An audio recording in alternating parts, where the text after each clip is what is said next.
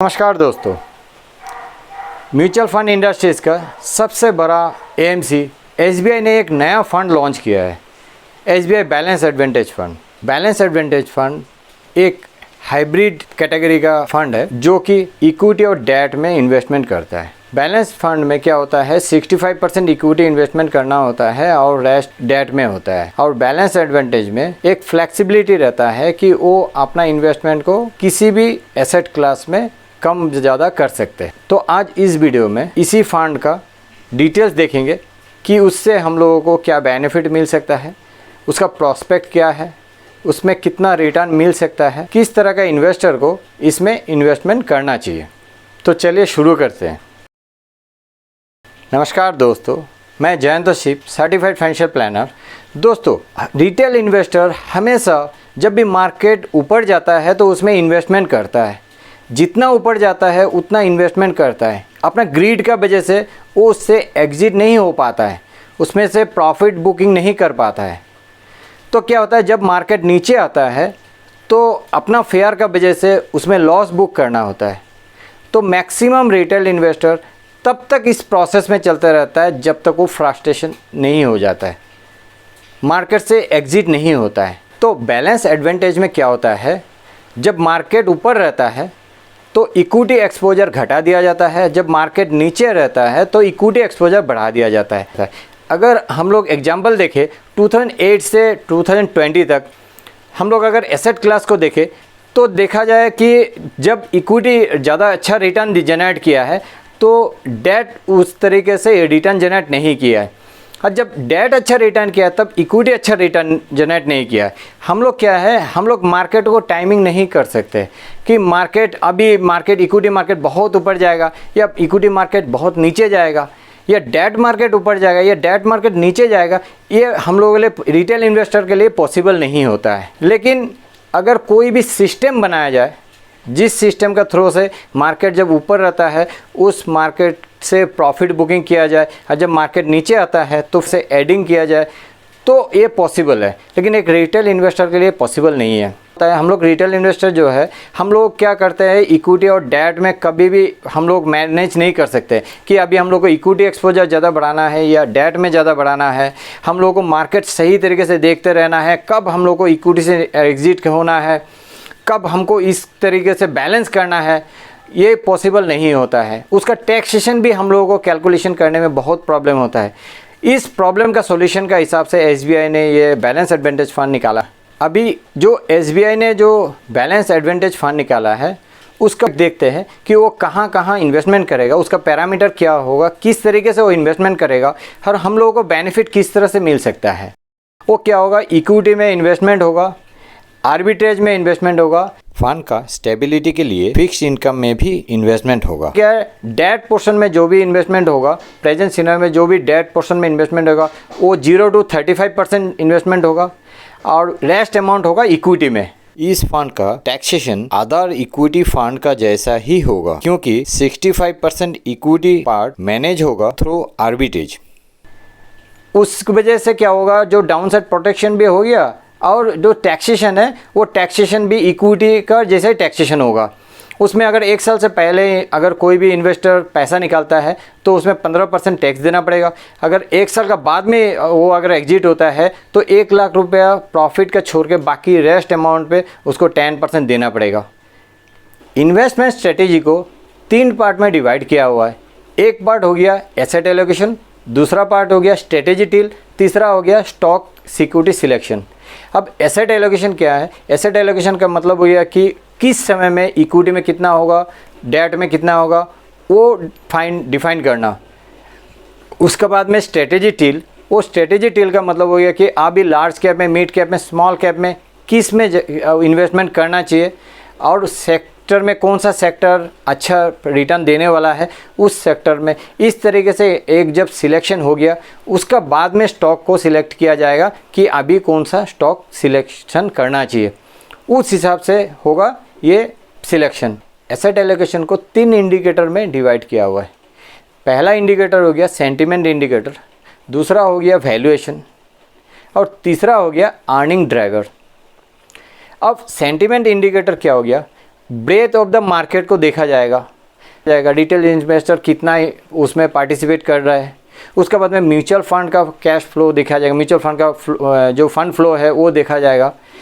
उसके बाद में वैल्यूएशन में देखा जाएगा कि ट्रेलिंग पी कितना है, अर्निंग यील्ड कितना है, बॉन्ड यील्ड कितना है। ये सब पैरामीटर देखने के बाद में फिर सिलेक्शन होगा कि इक्विटी और डेट में किस तरह से पोर्शन डिवाइड किया जाए। और उसमें अर्निंग ड्राइवर को भी देखा जाएगा, क्योंकि अर्निंग ड्राइवर में क्या होता है, अर्निंग ड्राइवर में गवर्नमेंट का जो मैक्रो पॉलिसी है उसको भी देखा जाएगा। फिजिकल मॉनेटरी पोजीशन को, रियल रेट को और मॉनेटरी पॉलिसी को, गवर्नमेंट का मॉनेटरी पॉलिसी को इसमें देखा जाएगा कि अभी किस पोजीशन में क्या इन्वेस्टमेंट करना चाहिए, क्या होने वाला है। ये सारे पैरामीटर को मिक्स करने के बाद में तब डिसाइड होगा कि कौन सा एसेट क्लास में कितना परसेंटेज में इन्वेस्टमेंट करना है। अब ये डिसीजन होने के बाद में फिर सेकंड टायर में आ गया स्ट्रेटेजी टील। उसमें क्या होगा कि कोई भी स्क्रिप्ट को, कोई भी शेयर को डिफाइन करने से पहले उसका वैल्यू, ग्रोथ और उसका क्वालिटी और सेक्टर वाइज भी प्रीफरेंस लिया जाएगा। देखा जाएगा कि कौन सा सेक्टर वाइज वो अभी सूटेबल है, उस तरीके से उसका डिफाइन होगा कि हाँ अभी इस शेयर में इन्वेस्टमेंट करना चाहिए। ये सारे पैरामीटर देखने के बाद में फंड मैनेजर का हाई कन्विक्शन का ऊपर में ये इन्वेस्टमेंट होगा। उनको जो लगेगा कि अभी हाँ इस स्टॉक में इन्वेस्टमेंट करना है और इस स्टॉक में इन्वेस्टमेंट नहीं करना है, उनका कन्विक्शन का ऊपर में इन्वेस्टमेंट होगा। डेट फंड में जो भी इन्वेस्टमेंट होगा वो क्या होगा, हाई लिक्विड पेपर में, मतलब हाई क्वालिटी का पेपर में इन्वेस्टमेंट होगा और सोवरेन बॉन्ड में इन्वेस्टमेंट होगा।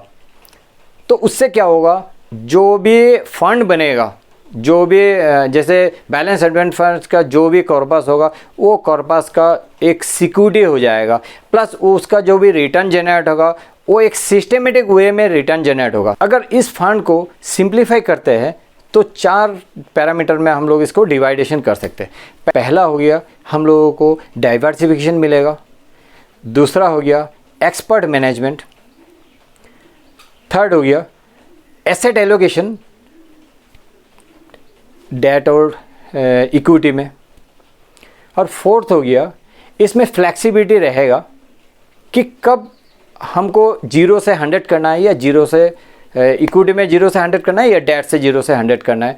वो फ्लेक्सिबिलिटी रहेगा, वो फंड मैनेजर के ऊपर में रहेगा। तो ये क्या होगा, हम लोगों के पास में मार्केट सिनेरियो जो भी हो, अब फंड मैनेजर उसको मैनेज करेगा और मैनेज करने का जो प्रोसीड्यूर है वो प्री डिफाइन है। अभी ये इस फंड का डिटेल्स में देखा जाए और कि ये फंड क्या फंड है। ये fund actually open ended fund है और इसको जो मैनेज करने वाला है वो इक्विटी पोर्शन जो मैनेज करेगा वो मिस्टर गौरव मेहता और मिस्टर दिनेश बालाचंदन, और जो डेट पोर्शन मैनेज होगा वो करेंगे मिस्टर दिनेश आहूजा और मिस्टर मोहित जैन, जो ओवरसीज इन्वेस्टमेंट को देखेंगे। तो इसका मतलब है कि एक एक्सपर्ट टीम इस फंड को मैनेज करेगा। ये फंड जो बेंचमार्क को फॉलो करेगा, CRISIL hybrid 50+50 moderate index try. उसका एग्जिट लोड 1 साल से पहले अगर कोई आदमी एग्जिट होता है तो उसमें 1% एग्जिट लोड होगा, और जब 1 साल का बाद में वो अगर एग्जिट होता है कोई भी एग्जिट लोड नहीं है।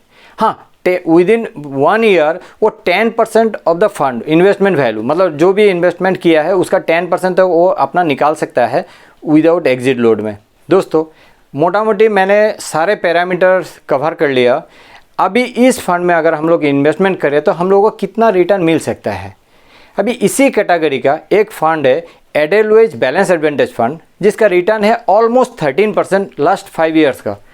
तो हम लोग भी इसमें से उतना ही रिटर्न एक्सपेक्ट कर सकते हैं, क्योंकि ये बैलेंस ओरिएंटेड फंड है, उसमें इक्विटी का जैसा हाई रिटर्न नहीं होगा। हाँ, उतना रिस्क भी नहीं होगा। अगर इक्विटी मार्केट गिरता है तो उतना ज़्यादा रिस्क भी नहीं होगा।